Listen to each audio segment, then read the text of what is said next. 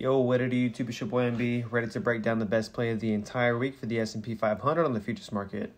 So I've got my Word document pulled up real fast, and so I want to go over my goals for these videos. Number one is to show you plays that are super obvious, so you don't have to be a professional to see these setups. You just have to have patience.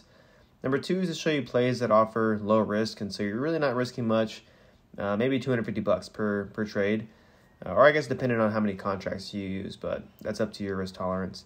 And then number three is to show you plays that offer high reward. And so I'm not going to be showing you plays that are going to be making you $500. $500 is good money, but I want to show you plays that are going to be a real bang for your buck. So they're going to be over $1,000 with just using one contract. So you're risking $250 to make at least $1,000. So 1 to 4 risk to reward. So let me get into the highlights of this week. So it was a pretty boring week. There was only one 20-point move all week, at least according to how I trade. Monday, there was a nice 15-point move, but half of that move was pre-market. Tuesday and Wednesday were pretty much flat. And then Thursday and Friday, we finally started to see some volatility. So I feel like the best play of the day came on Thursday. But pretty much all week, there was no economic news, no world news. And so it was just pretty boring. But this week's setup is going to be a twofer. So it was a break and retest and also a Bullflag. So let me break it down, starting with this 4-hour chart.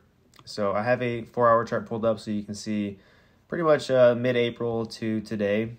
So you can see from April, we were in this bit of a downtrend where we finally broke out of it and started to form higher highs and higher lows. And so we find our low, make a new high here, a lower high, higher low, lower high.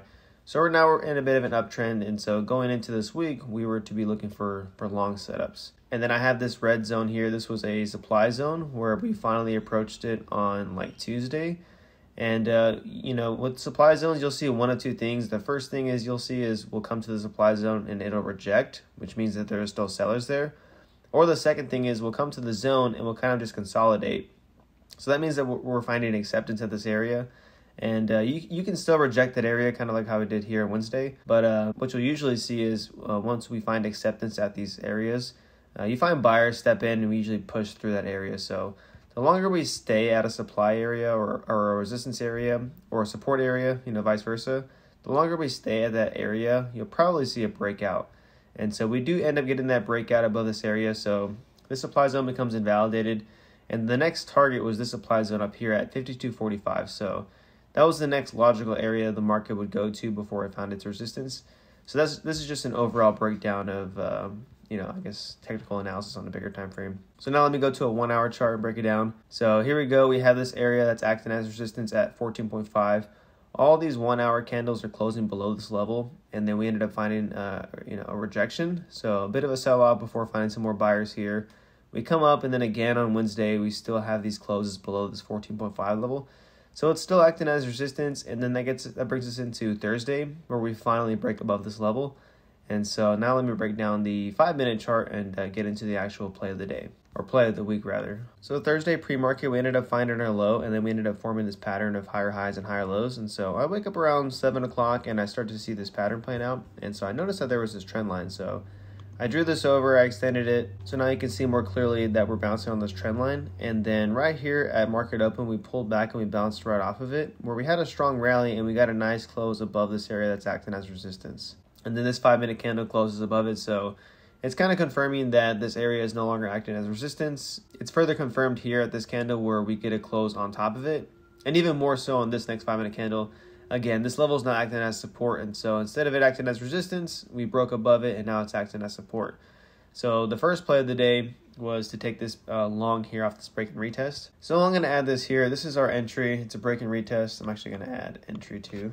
All right, so I've written 14.5, and 14.5 just denotes the last two numbers of what the ES is trading at. So 52.14.5.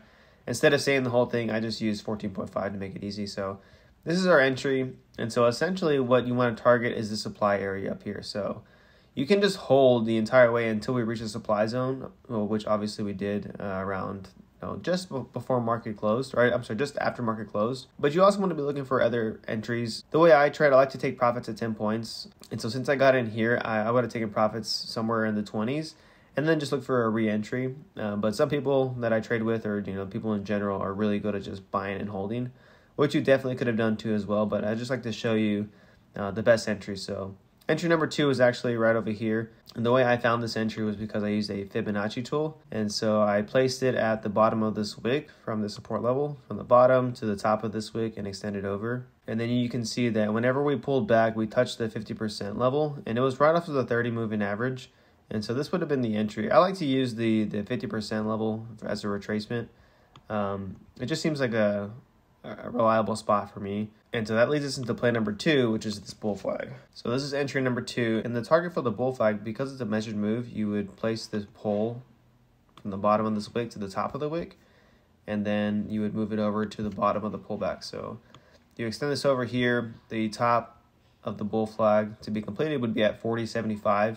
So 40.75 minus 14.5, it's a little over 25 points. And then it got there pretty much at market close. And then we even touched the supply area 5 minutes, or I guess 10 minutes after the market close. So finally hit that area around 44.5. So that would have completed a 30-point move.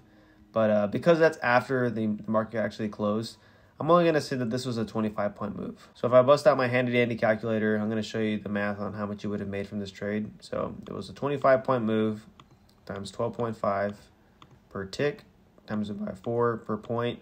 It would have been $12.50, so not as crazy as last week. Last week was a $3,000 move, but still a $1,200 move for about a couple hours worth of work is definitely worth it. And it was a super easy setup. You just had to be patient. We knew that once that area of resistance broke, it was going to act as support, and so it did just that, and it played out pretty well. It ended up being a nice trend day after that.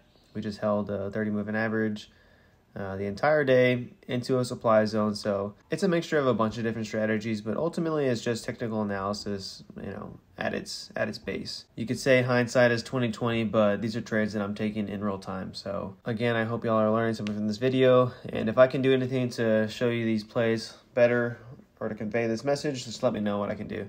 That's pretty much it. I'll catch you on Monday when I do the breakdown of the best play of the day. All right, I love you.